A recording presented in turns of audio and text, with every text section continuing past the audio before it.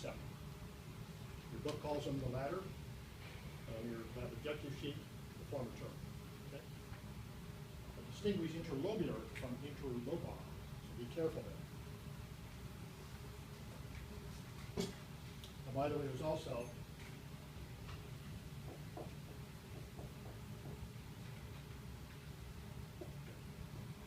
interlobular veins.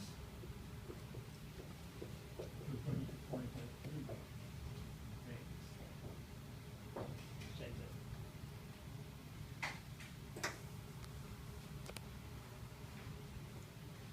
Okay.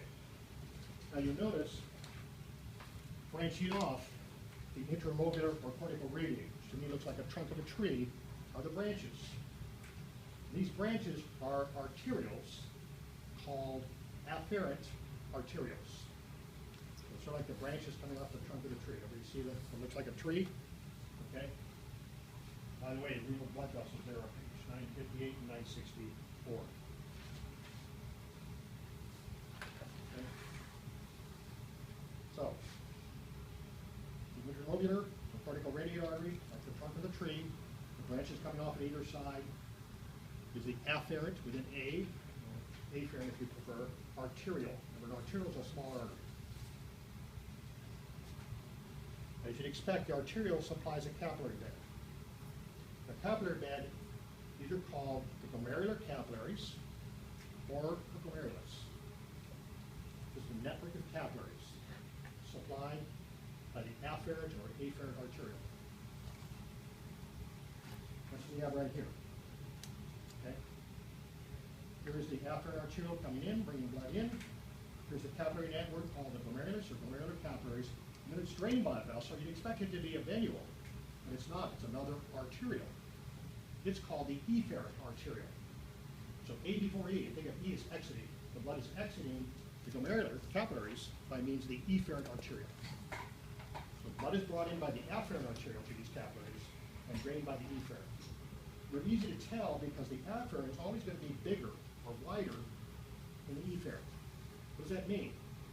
You establish pressure. More blood coming in and going out, you establish pressure that's critical to force blood across the capillary wall. It's not actually blood, it's what's called renal filtrate, hopefully not blood.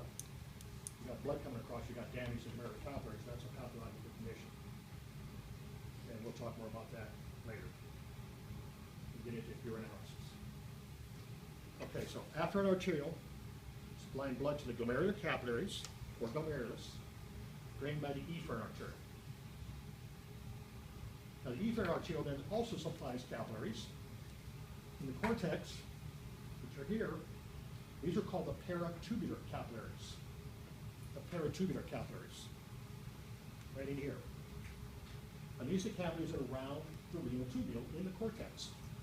So they're well done. Para means around. Okay? And they're supplied by the efferent arteriole.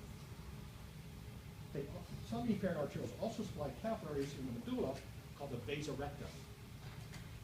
We have two beds of capillaries, one in the cortex, supplied by an efferent arteriole, and others, vasa recta in the medulla, also supplied by an efferent arteriole. Now they do one or the other.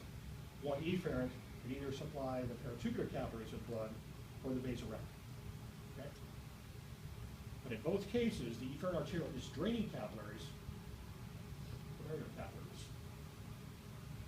So here's a capillary. Here's an arteriole that's running between capillary beds. Unusual.